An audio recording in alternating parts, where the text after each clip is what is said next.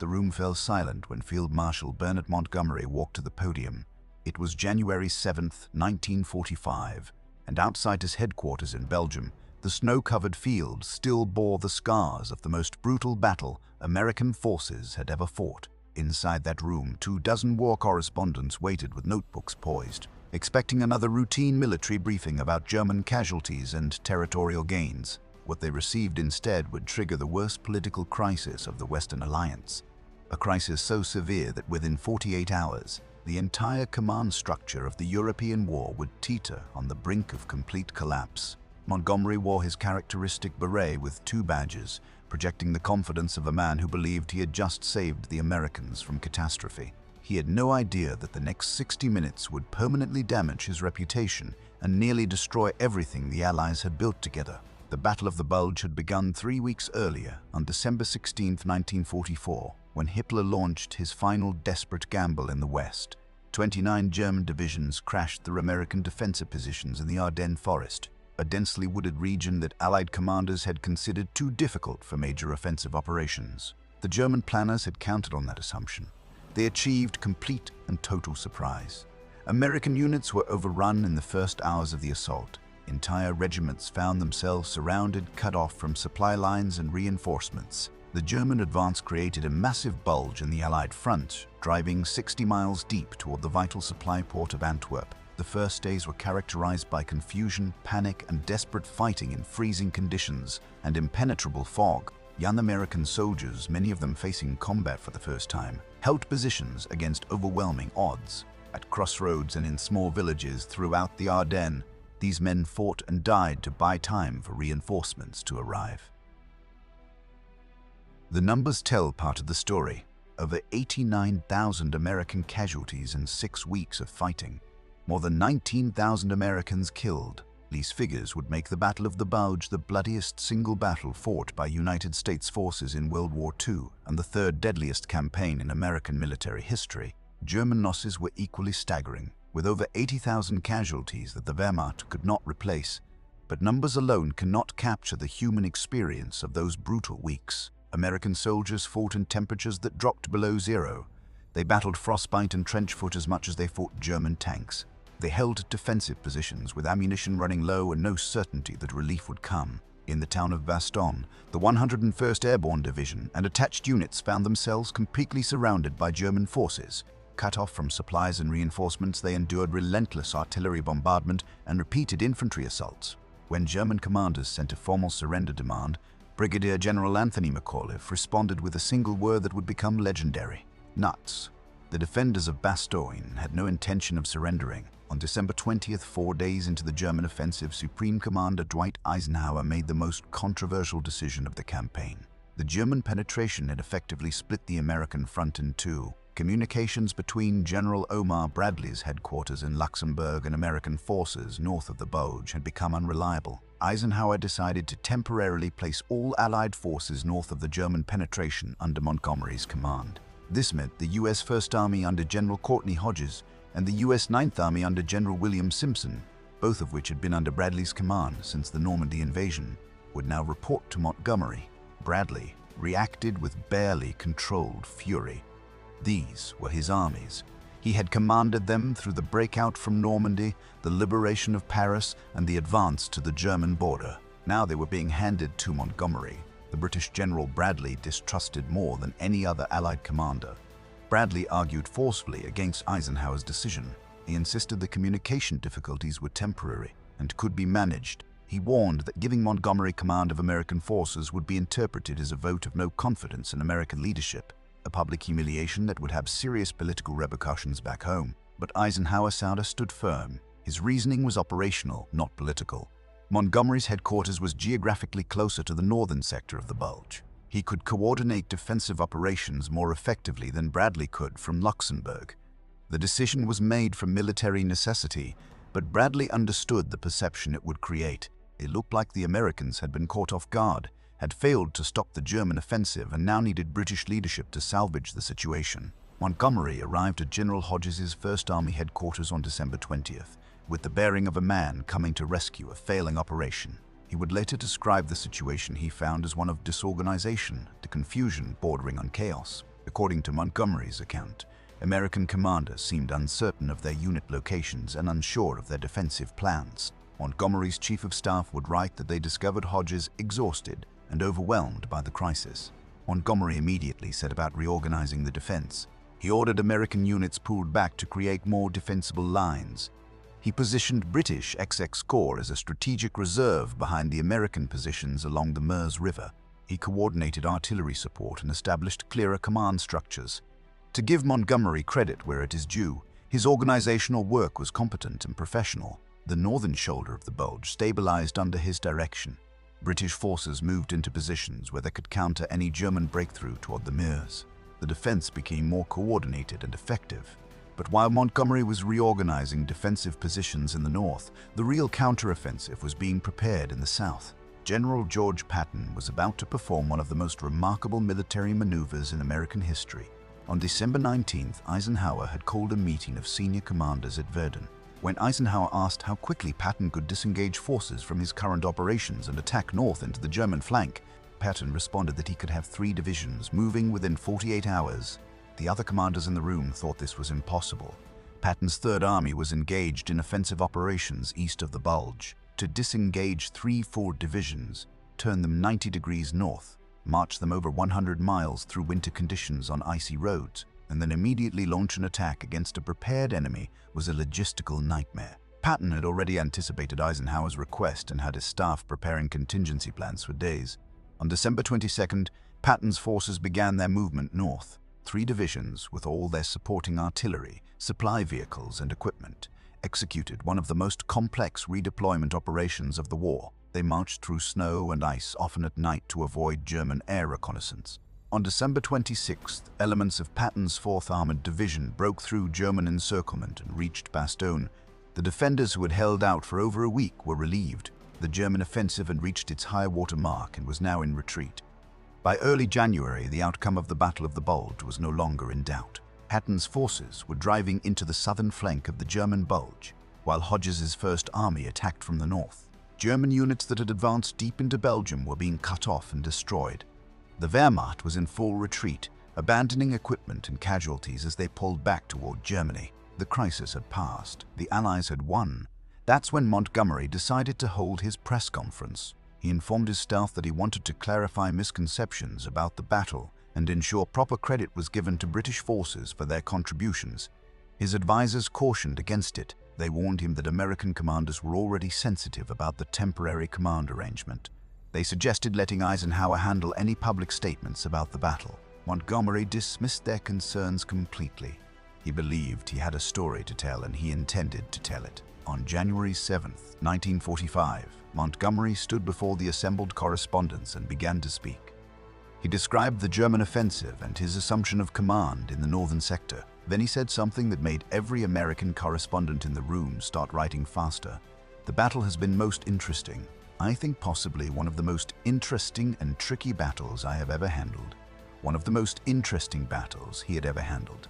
Not that American forces had handled. Not that Allied forces had fought together. He had handled it. Montgomery continued describing his actions in the first person throughout. He explained how he had tidied up the battle area, how he had positioned reserves, how he had ensured the Germans would not cross the Meuse. Every sentence reinforced the impression that Montgomery had been the key figure, the commanding mind that had organized and directed the defense. Then Montgomery made the statement that would cause the real explosion. I employed the whole available power of the British group of armies. This power was brought into play very gradually and in such a way that it would not interfere with the American lines of communication. Finally, it was put in with a bang, and today British divisions are fighting hard on the right flank of 1st U.S. Army. You have thus the picture of British troops fighting on both sides of American forces who have suffered a hard blow. The American correspondents understood immediately what Montgomery was implying. The Americans had been hit hard. They couldn't handle the situation themselves. So the British commander came in, organized the chaos, and deployed British forces to protect and save the American armies. When a reporter asked about Patton's relief of Bastogne, Montgomery's response was dismissive. Patton has done very well indeed, he said briefly, then returned to discussing his own dispositions. The press conference lasted nearly an hour. Throughout that time, Montgomery spoke primarily about his own decisions and actions, with only passing acknowledgement of American contributions. When he finished, the British correspondents were enthusiastic. This was the story British newspapers had been waiting for. Their experienced field marshal had stepped in when the Americans got into trouble and had saved the situation. The British press reaction was triumphant. Headlines proclaimed that Montgomery had cleared up the American mess. Stories emphasized that when American forces faced disaster, they had needed British leadership to bail them out. The tone was often gloating, playing to a British public exhausted by 5 years of war and sensitive about playing second fiddle to the wealthy Americans. Montgomery was portrayed as the seasoned professional who had rescued the amateurs. The American reaction was volcanic. Correspondents who had been at the press conference filed stories emphasizing Montgomery's arrogance and his dismissal of American contributions. Within hours, American newspapers were running editorials condemning what they saw as Montgomery's attempt to steal credit for an American victory. Military newspapers like Stars and Stripes published scathing responses. American soldiers who had fought in the Ardennes read Montgomery's words and felt betrayed. They had endured weeks of brutal combat in freezing conditions. They had suffered thousands of casualties. They had held against overwhelming odds. And now a British general who had commanded forces that saw relatively little action was claiming credit for their victory. General Omar Bradley read the press reports and reached his breaking point. For 2 years he had endured Montgomery's condescension and credit stealing. He had swallowed his pride when Eisenhower temporarily placed his armies under Montgomery's command. He had accepted the implied criticism of his leadership. But this press conference was too much. Bradley sat down and drafted his resignation as commander of the 12th Army Group. He would not continue to serve under these conditions. He would not watch Montgomery claim credit for American blood and sacrifice. When Bradley's staff learned what he was doing, they supported him completely. If Bradley resigned over Montgomery's insult, several other senior American generals indicated they would resign as well. The crisis would explode into a massive political confrontation that could shatter the alliance. Eisenhower learned of Bradley's intention and immediately understood he faced the gravest crisis of his command. If Bradley resigned in protest, Congress would demand investigations. The American public would be outraged. The carefully maintained Anglo-American alliance might not survive the political firestorm. Eisenhower called Bradley and asked him to delay any resignation for 48 hours. He promised he would deal with Montgomery and make the situation right. Bradley reluctantly agreed to wait. Then Eisenhower contacted Montgomery and told him bluntly that his press conference had created a catastrophic situation. American generals were threatening resignation. The command structure was on the verge of collapse. Montgomery seemed genuinely surprised and confused. He claimed he had been trying to praise American soldiers. He had called it a fine Allied picture and a great victory. What had he said wrong? Eisenhower tried to explain the tone, the constant emphasis on "I handled," the implication that Americans needed British help to succeed, the dismissive treatment of Patton's achievement. Montgomery still didn't fully comprehend the damage he had caused, but he agreed to issue a clarification. Winston Churchill grasped the severity of the crisis immediately. He had worked for years to build and maintain the Anglo-American alliance. He understood that British survival depended on American support. If this situation spiraled out of control, it could damage relations for years and undermine the entire war effort. On January 18, 1945, Churchill rose in the House of Commons to address the Battle of the Bulge. He had crafted his speech with extreme care, knowing that every word would be analyzed by Americans. Churchill praised American leadership lavishly and unambiguously. He emphasized that the battle had been overwhelmingly an American fight. He stated clearly that American troops had done almost all the fighting and suffered almost all the losses. The Americans have engaged 30 or 40 men for every one we have engaged, and they have lost 60 to 80 men for every one of ours. That is the point I wish to make. United States troops have done almost all the fighting and have suffered almost all the losses. Churchill continued that care must be taken not to claim for Britain an undue share of what was, essentially, an American victory. His speech was a masterpiece of diplomatic damage control.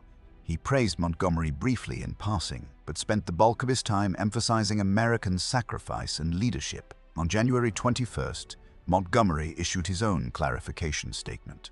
It was less an apology than an explanation of what he claimed he had meant to say. He emphasized his admiration for American soldiers and commanders. But even in his clarification, Montgomery's phrasing suggested he saw himself as Eisenhower's equal rather than his subordinate. American commanders read the clarification and remained unsatisfied. They knew Montgomery didn't truly understand what he had done wrong. After Churchill's speech and Montgomery's statement, Eisenhower returned to Bradley and asked him to withdraw his resignation for the sake of Allied unity. Bradley agreed, but only after Eisenhower promised that Montgomery would never again command American forces except in the most extreme emergency. Eisenhower gave that promise and kept it for the remainder of the war. The damage from Montgomery's press conference proved permanent and deep. American generals who had merely tolerated Montgomery now actively despised him. Bradley refused to meet with Montgomery unless Eisenhower was present to mediate. Patton made Montgomery a punchline in every conversation, mocking British caution and arrogance to anyone who would listen. The easy cooperation of earlier campaigns was replaced by formal correctness and careful diplomacy. The alliance survived, but the scars never fully healed. Montgomery himself never truly understood what he had done. In his post-war memoirs, he continued to write about the Battle of the Bulge as though his role had been decisive. He genuinely believed he had saved the Americans from disaster and saw the reaction to his press conference as political manipulation and American oversensitivity. History has rendered its verdict. Modern historians recognize that while Montgomery performed competent organizational work in the northern sector, the Battle of the Bulge was won primarily by American forces. The soldiers who held the initial German assault, the paratroopers who defended Bastogne against impossible odds, Patton's dramatic relief operation that broke the siege, these were the decisive factors. Montgomery's contribution was defensive and organizational. He helped stabilize a chaotic situation, but he did not save the Americans. American soldiers saved themselves through courage, sacrifice, and determination. The British forces Montgomery deployed into the battle arrived largely after the crisis point had passed. They fought well in the final stages, but they were not the decisive element Montgomery claimed them to be. The casualty figures tell the story clearly. Nearly 90,000 American casualties compared to fewer than 1,500 British. 29 American divisions engaged compared to minimal British involvement until the final stages. Montgomery's press conference matters because it revealed fundamental tensions within the Anglo-American alliance that had been building throughout the war. The British had been fighting since 1939 and had accumulated experience and professional military expertise. Some British leaders saw the Americans as brave but inexperienced, capable soldiers who needed seasoned leadership. The Americans were providing the vast majority of men and material for the final campaigns. They were suffering the highest casualties and providing the resources that made continued operations possible. They resented being treated as junior partners by allies whose survival depended on American support. Montgomery's press conference brought this tension into the open in the worst possible way. His words confirmed every American suspicion about British arrogance. His apparent inability to understand the offense compounded the damage. The crisis demonstrated how difficult Eisenhower's position was as Supreme Commander. He had to balance competing national interests, manage egotistical generals, maintain alliance unity, and win the war simultaneously. When Montgomery created this political crisis, Eisenhower had to fix it through a combination of diplomacy, promises, and direct confrontation.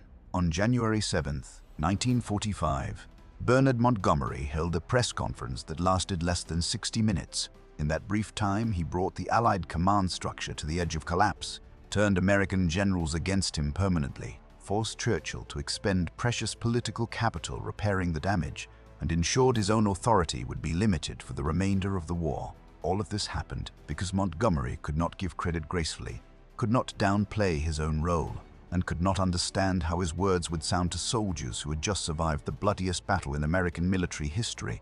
The press conference stands as a reminder that in war, as in all human endeavors, how you communicate matters as much as what you accomplish. Sometimes the wisest thing a leader can do is remain silent and let others receive the recognition they have earned. Montgomery never learned that lesson. His failure to understand basic human psychology and political reality almost cost the Allies their unity at the moment they needed it most. The battle was won on frozen fields in Belgium, but it was nearly lost in a press conference room where words proved as dangerous as any German offensive.